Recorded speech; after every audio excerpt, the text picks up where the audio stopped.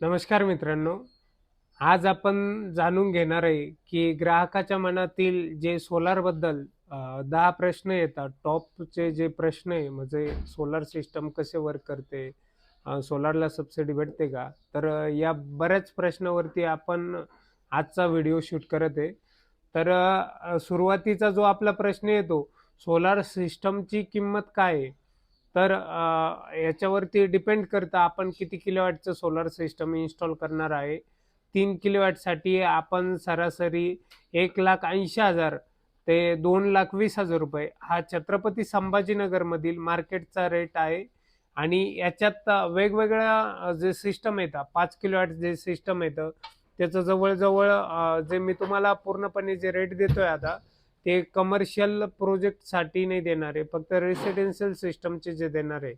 तर तुम्ही दोन्ही जरी कॅल्क्युलेट केले तर 45,000 ते 60,000 रुपये पर किलोवॅटच्या हिशोबाने हा रेट कॅल्क्युलेट होत असतो. त्या हिशोबाने जर तुम्हाला सांगितलं तर रेसिडेन्शियलचा जो कॉस्टिंग जातो 1,80,000 ते 2,20,000 3 किलोवॅटसाठी जातो. त्यानंतर 5 किलोवॅटसाठी हाच कॉस्टिंग आपल्याला 2,60,000 ते 3,10,000 रुपये बघायला भेटतो. आता याच्यात डिपेंड करतं कोणता वेंडर कोणत्या प्रकारची क्वालिटी देणार आहे, त्यामध्ये काय-काय मटेरियल यूज करणार आहे, त्यानुसार हा जो रेट आहे, हा याच्यामध्ये बदल होत असतो. याच्यामध्ये 4 किलोवॅटचा जर रेट कॅल्क्युलेट केला तुम्ही तर 2,30,000 ते 2,60,000 रुपये आपल्याला बघायला भेटतो.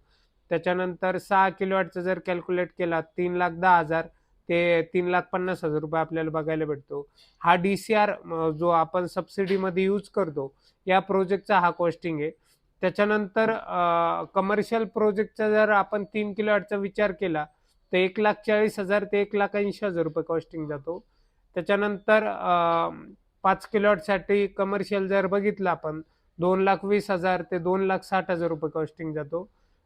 त्याच्यानंतर 10 किलोवॅटचं जर कॅल्क्युलेशन बघितलं 3,60,000 रुपये तर 4,25,000 रुपये असं आपल्याला कॉस्टिंग बघायला भेटतो. ह्याच्यामध्ये जसं आपण किलोवॅट वाढत जाऊ तसा तसा या प्राइसमध्ये चेंजेस होत असतो. त्याच्यानंतर 3 किलोवॅट, 5 किलोवॅट आणि 6 किलोवॅट आपण म्हणजे जे रेसिडेन्शियल सिस्टम बघू तर त्यासाठी आपल्याला 78,000 रुपये सबसिडी बघायला भेटते. आणि याच्यामध्ये जर आपण 1 किलोवॅट जर बसवायचा विचार करत असाल, मार्केटमध्ये सध्या तर सरासरी कोणी 1 किलोवॅट सिस्टम बसवत नाही. तरी याच्याबद्दल जर कोणाला सबसिडीची शंका असते, तर 30,000 रुपये पर किलोवॅटच्या हिशोबाने सबसिडी भेटते. 2 किलोवॅटला 60,000 रुपये भेटते. त्यानंतर 3 किलोवॅटला आपल्याला 78,000 रुपये सबसिडी भेटते. आणि ही सबसिडी पुढं कंटिन्यू होत चालते. जसं म्हणजे 5 किलोवॅटला पण आपल्याला 78 बघायला भेटेल. 10 किलोवॅटला पण 78 बघायला भेटेल. तर हा सबसिडीचा कॉस्टिंग असतो. तर मित्रांनो यात आपला 3 नंबरचा जो प्रश्न येतो, तर या सोलार सिस्टम बसवल्यानंतर आपली 3 किलोवॅट, 5 किलोवॅट आणि 10 किलोवॅट अशी किती वीज तयार होणार?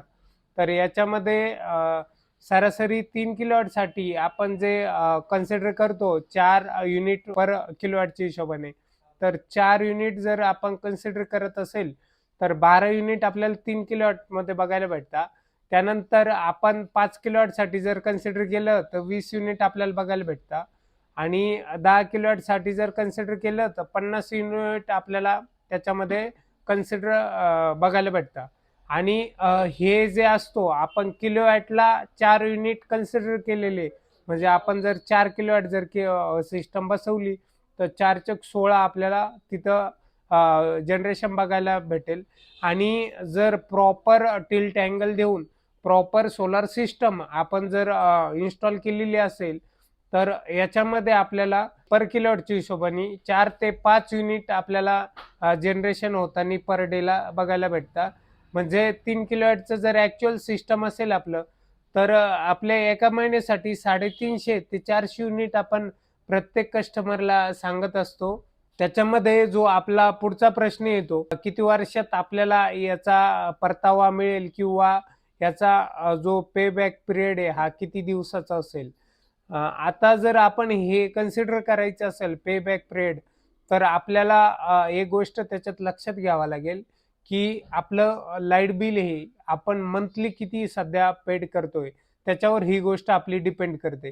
जर आपण महिन्याला 3,000 रुपये जर लाईट बिल पे करत असेल, तर आपलं 12 महिन्याचं जे लाईट बिल आहे तर ते 36,000 रुपयाला आपल्याला बघायला भेटतं. आणि हेच लाईट बिल आपण 3 वर्षासाठी जर कन्सिडर केलं तर आपल्याला जवळजवळ ₹1,25,00,000 हे लाईट बिल बघायला भेटतं. म्हणजे 3 ते 3.25 वर्षात आपल्याला 3 किलोवॅटचा जो परतावा आहे हा बघायला भेटतो. कारण की जर आपण सिस्टमची ॲक्च्युअल कॉस्ट जर सरासरी पकडली 1,90,000 रुपये, तर याच्यातून 78,000 रुपये सबसिडी लेस होईल. या कंझ्युमरला जी 78,000 रुपये सबसिडी भेटणार आहे, तर ही त्याच्यामध्ये कन्सिडर होईल. राहिलेली रिमेनिंग अमाऊंट जी असते ती 1,12,000 रुपये असते. आणि ही 1,12,000 रुपये आपल्याला 3 ते 3.25 वर्षामध्ये याचा परतावा बघायला भेटतो. जो 5 नंबरचा आपला प्रश्न येतो की सोलार सिस्टम, सोलार पॅनल हे किती वर्षे टिकतात. तर मित्रांनो, याच्यामध्ये सांगायचं झालं तर जे सोलार सिस्टम असतं आपलं, याची जी वॅरंटी येते, ह्या सोलार पॅनलची जी वॅरंटी असती ही आपल्याला 25 ते 30 वर्ष बघायला भेटते. आताच्या कंडिशनमध्ये मार्केटमध्ये जर तुम्ही एखाद्या वेंडरला किंवा ज्या कंझ्युमरने सोलार सिस्टम बसवलंय त्यांना जर या वॉरंटी संदर्भात चौकशी केली, तर ते तुम्हाला सांगतील की 25 ते 30 वर्ष आमच्या सोलार सिस्टमची वॉरंटी आहे. पण याच्यामध्ये अजून एक क्वेश्चन आपल्याला बघायला भेटतो की ही वॉरंटी फक्त प्रोडक्ट वॉरंटी नसून हिच्यामध्ये दोन्ही वॉरंटी जी परफॉर्मन्स आणि प्रोडक्ट असे दोन व्हेरियंट या वॉरंटीमध्ये पॅनलच्या पडत असतात. एक जी 12 वर्षापर्यंत आपल्याला बघायला भेटते ही प्रोडक्ट वॉरंटी असती. म्हणजे एखादी वस्तू म्हणजे ते सोलार पॅनल जे तुम्ही परचेस करताय त्याच्यावरती जी 12 वर्षापर्यंत जर त्या पॅनलला त्याची फ्रेम जर निघाली किंवा त्या पॅनलला जर काही प्रॉब्लेम असेल, त्याचं जर एखादा कनेक्टर खराब झालं असेल, तर ही वॉरंटी तुम्ही 12 वर्षापर्यंतच त्याच्यामध्ये क्लेम करू शकता. त्याच्यानंतर 12 वर्षाच्या नंतर समजा एखाद्या पॅनलची 25 वर्ष वॉरंटी असेल, तर पुढचे 13 वर्ष जी वॉरंटी आपल्याला बघायला भेटते, तर ही जनरेशन वॉरंटी आपल्याला बघायला भेटते. म्हणजे 12 वर्षाच्या नंतरही तो पॅनल आपल्याला जी कंपनीनं त्याचा मॅप सांगितला होता किंवा त्याची एक पर्सेंटेज राहता प्रत्येक पॅनलची इफिशियन्सी जे, तर आता जी पॅनलची इफिशियन्सी त्या पॅनलची समजा एखाद्या पॅनलची आज जर मार्केटमध्ये आपण बघितलं तर टॉपकॉन पॅनलची इफिशियन्सी आपल्याला 23 ते 24% बघायला भेटते. आणि हीच इफिशियन्सी आपल्याला 12व्या वर्षाच्या नंतर बघायला भेटणार आहे.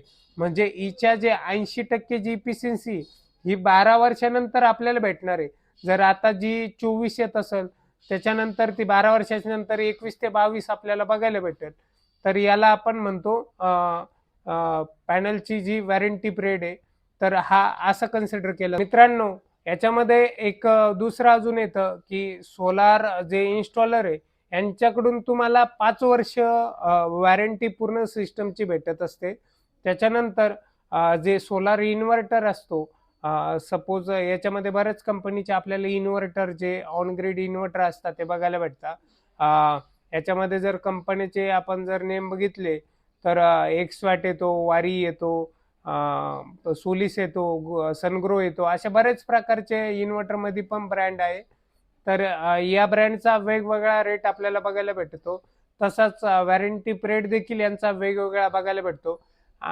एक 6 महिन्यापूर्वी जर आपण बघितलं तर आपल्याला वारीचा वॉरंटी पिरियड जो होता इन्व्हर्टरचा तो 7 वर्ष बघायला भेटायचा. आता तो त्यांनी 7 वरून 8 वर्ष असा केलेला आहे. त्याच्यानंतर जो एक्सवॅटचा आपण रेग्युलर इन्व्हर्टर सध्याच्या कंडिशनला यूज करतो याचा वॉरंटी पिरियड जो आहे तो 10 वर्ष ऑन साईट याची वॉरंटी आहे.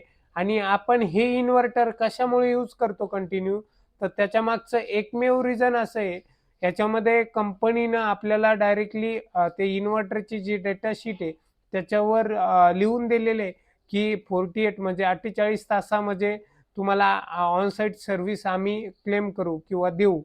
तर त्यामुळे सर्व्हिस इन्व्हर्टरमध्ये सगळ्यात महत्त्वाचा पॉईंट असतो. कारण जर तुमचा इन्व्हर्टर याच्यामध्ये बंद पडत असेल तर तुमचं ओव्हरऑल जे सिस्टम आहे ते पूर्णपणे बंद पडतं आणि जेवढे दिवस तुम्हाला याच्यामध्ये सर्व्हिस भेटणार नाही तेवढ्या दिवस तुमचं पूर्णपणे सिस्टम हे बंद प्रोसेसमध्ये राहणार आहे. तर याचा कुठल्याही बेनिफिट तुम्हाला भेटत नाही. त्याच्यामुळे आपण एक्सवॅटचा इन्व्हर्टर जो आपल्याला कंपनी 48 तासाच्या आत सर्व्हिस देते, त्यामुळे आपण तो सध्याच्या कंडिशनला यूज करतोय. याच्यापेक्षा जर आपल्याला एखादा बेटर भेटला तर आपण तो पुढे कंटिन्यू करू शकतो.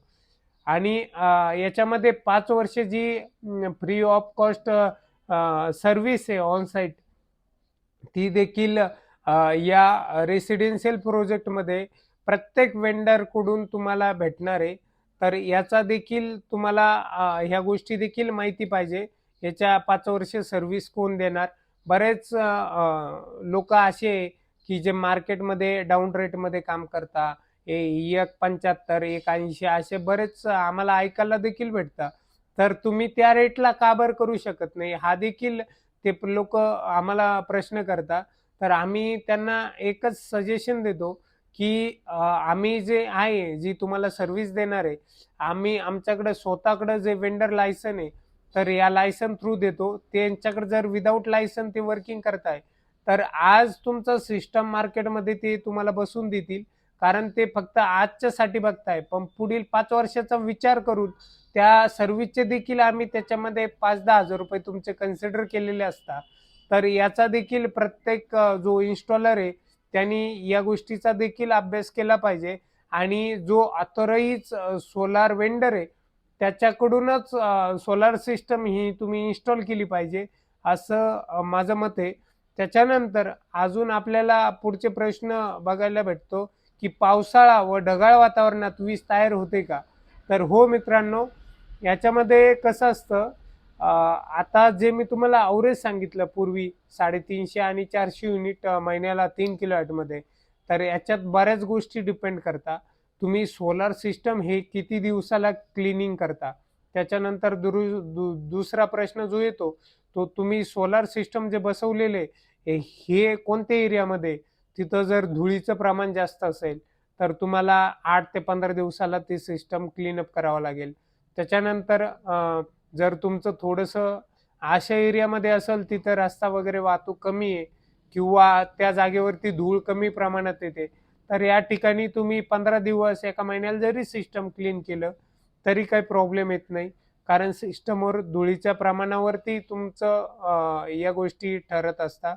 आणि त्याच्यानंतर हा जो प्रश्न होता आपला पावसाळा आणि ढगाळ वातावरण, तर याच्यामध्ये कसं असतं मित्रांनो, जर तुम्ही बघितलं तर 25 हा पॅनलचं जे टेम्परेचर आहे, जे आपण टेम्परेचर बघतो बाहेर, जर टेम्परेचर 25 पेक्षा जर वाढलं किंवा जास्त झालं तर याच्यामध्ये पॅनलचं देखील तुम्हाला म्हणजे करंटचा लॉस आपल्याला बघायला भेटतो एकंदरीत.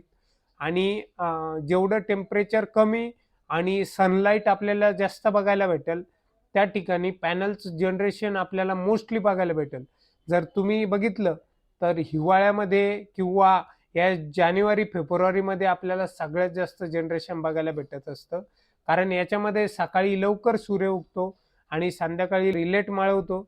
आणि दुसरी गोष्ट टेम्परेचर असतो या पिरियडमध्ये कमी असतो आणि प्रकाश हा भरपूर प्रमाणात आपल्याला बघायला भेटतो. त्याच्यामुळे या दिवसामध्ये आपल्याला एकंदरीत जनरेशन हे जास्त बघायला भेटतं.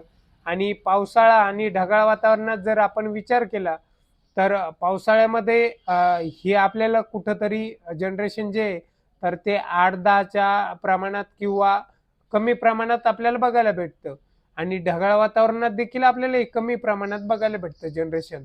आता मी जी तुम्हाला सरासरी सांगितलेली आहे 350-400 युनिट, ही जवळजवळ म्हणजे वर्षाकाठीची सरासरी. याच्यामध्ये 3 किलोवॅट सिस्टमला तुम्हाला वर्षाला 4 ते 4,500 युनिट बघायला भेटतं जनरेशन आपल्याला आता 3 किलोवॅट सोलार सिस्टम मध्ये. आता डिपेंड करतं तुम्ही सिस्टम क्लीनअप ठेवता नाही त्याच्यावरती देखील ही गोष्ट आपल्याला कमी किंवा जास्त बघायला भेटेल. आणि तुमच्या सोलार सिस्टम म्हणजे सोलार पॅनल पासून तुमचा सोलार इन्व्हर्टरचं जे डिस्टन्स आहे म्हणजे डीसी केबल आपण जो यूज केलेला आहे याच्यामध्ये त्याचं जे अंतर आहे ते किती ठेवलेलं आहे ही एक गोष्ट आपल्याला त्याच्यामध्ये कन्सिडर करायला पाहिजे. जर तुमचा हा जर डिस्टन्स जास्त असेल तरी पण आपल्याला जे जनरेशन आहे हे कमी बघायला भेटतं. तर ह्याच्या मागे बरेच सायंटिफिक कारण आहे. ते मी तुम्हाला पुढे चालून क्लिअर करत जाईल. म्हणजे काय गोष्टी असतात, जे एसी करंट जो असतो, एसी केबल जे असतं त्याच्यात आपल्याला केबल लॉसेस किंवा करंट लॉसेस कमी बघायला भेटतात डीसीच्या प्रमाणामध्ये.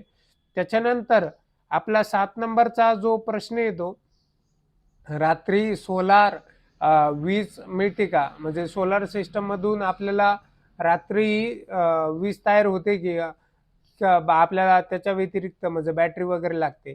तर ऑन ग्रिड सोलार सिस्टम संदर्भात जर सांगायचं झालं, जे तुम्ही सबसिडीमध्ये इन्स्टॉल करता, 78,000 रुपयाची सबसिडी भेटती, याच्यामध्ये जे इन्स्टॉल करता किंवा कमर्शियल प्रोजेक्ट जे ऑन ग्रिड लावतो आपण, तर या सिस्टममध्ये जो जो जेव्हा आपल्याला सूर्य उगल किंवा प्रकाश पडेल त्याच वेळेला हे सोलार सिस्टम चालू होतं आणि त्याच्यानंतर ज्या वेळेस हा सूर्य मावळेल किंवा अंधार पडेल ह्यावेळेस हे सिस्टम ऑटोमॅटिकली बंद होतं.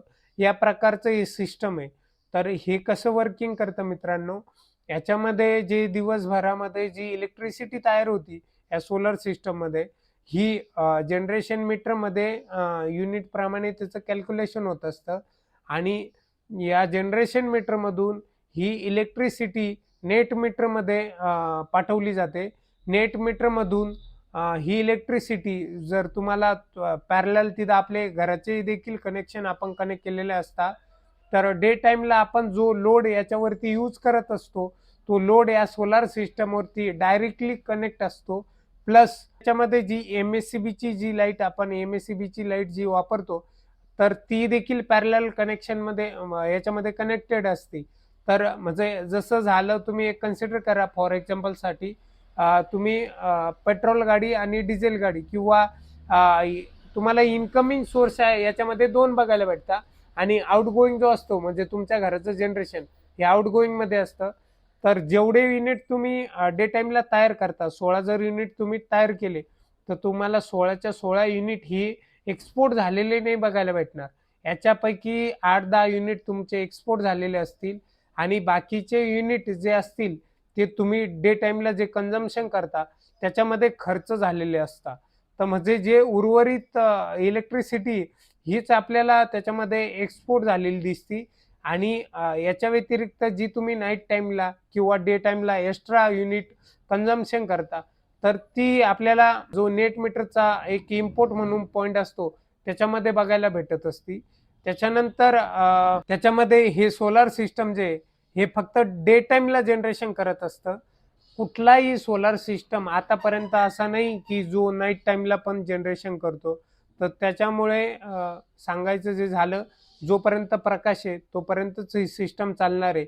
आणि दुसरी गोष्ट याच्यात अजून एक मुद्दा येतो, त्या टायमाला आपल्याला इलेक्ट्रिसिटी देखील अवेलेबल पाहिजे.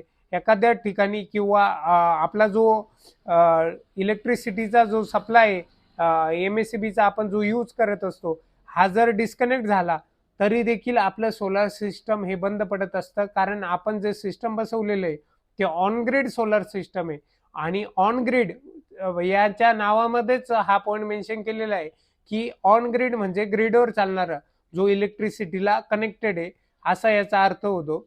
त्याच्यानंतर जो दुसरा पॉइंट आहे की रात्री सोलार जो चालणार नाही आपला, याच्यामध्ये अजून बरेच सोलार येतात, मी ते पुढे तुम्हाला सांगतो. जो 8 नंबरचा आपला पॉइंट येतो, नेट मीटरिंग म्हणजे काय? आता बऱ्याच लोकांना हाही प्रश्न आहे, नेट मीटरिंग म्हणजे काय? नेट मीटरिंग म्हणजे मित्रांनो, हिचं एक ॲग्रीमेंट असतं, पीएम सूर्यघर असो किंवा दुसरी योजना असो, याच्यामध्ये कमर्शियल देखील प्लांट बसवतोय. तर यासाठी जी ही प्रोसेस आहे हे नेट मीटरिंग मध्ये येते आपली. याच्यामध्ये अजून एक नेट बिलिंग म्हणून एक प्रोसेस आहे, ती घरगुती किंवा दुकानसाठी नेट बिलिंगसाठी वापर येत नाही. आपली जी सिस्टम असती ही नेट मीटरिंग असती. याच्यात इम्पोर्ट एक्सपोर्ट हे युनिट कॅल्क्युलेट केले जातात, इम्पोर्ट आणि एक्सपोर्ट हे दोन्ही पण. आणि नेट मीटरिंग मध्ये आपल्याला नवीन जो स्मार्ट मीटर आलेला आहे, पूर्वी मागच्या वर्षी जर बघायला गेलो आपण तर इथे स्मार्ट मीटर न लागता जो आपला रेग्युलर मीटर त्या टाईपचाच मीटर लागायचा, पण जुना जो मीटर आहे तो रिप्लेस व्हायचा. याचं कारण असं होतं मित्रांनो, की जुना मीटर हा फक्त वन डायरेक्शनल आहे. त्याच्यातून फक्त आपण इम्पोर्ट करू शकतो. जो नवीन मीटर दिला किंवा आता स्मार्ट मीटर आपण देतोय, तर हे मीटर स्मार्ट देखील आहे आणि याच्यामध्ये अजून आपल्याला ऑप्शन बघायला भेटतं, की याच्यात बाय डायरेक्शनल पण आहे. इम्पोर्ट आणि एक्सपोर्ट हे पण आपण त्याच्यात करू शकतो. म्हणजे देवाण-घेवाण दोन्ही कार्य याच्यामध्ये होत असतात. जे जुने मीटर बघितले तुम्ही, तर फक्त आपण याच्यात घ्यायचं कार्य करत होता. याच्यात द्यायचा कुठलाही प्रश्न नव्हता. कारण या सिस्टममध्ये म्हणजे जुन्या काळामध्ये असा सोलारचा काही फंडा नव्हता किंवा आपण आपल्या घरावरती सोलर सिस्टम म्हणजे इलेक्ट्रिसिटी तयार करू असा कुठलाही मुद्दा याच्यामध्ये नव्हता. त्याच्यामुळे जुने जे मीटर लागलेले हे स्मार्ट मीटर न लावता फक्त वन डायरेक्शनल मीटर लागत होते. त्याच्यानंतर दुसरा 9 नंबरचा जो आपला प्रश्न येतो मित्रांनो, छतावर आपल्याला सोलार सिस्टम इन्स्टॉल करण्यासाठी किती जागा लागते? तर आता याच्यामध्ये हा पॉइंट जर आपण बघितला, तर आपल्याला 1 किलोवॅट सोलार सिस्टमसाठी 80 ते 100 स्क्वेअर फूट जागेची सध्या आवश्यकता असते मित्रांनो. आता फुटामध्ये कन्सिडर केली तर आपण त्याच्यामध्ये 12 गुणिले 16 स्क्वेअर फूट जागा आपल्याला लागत असते.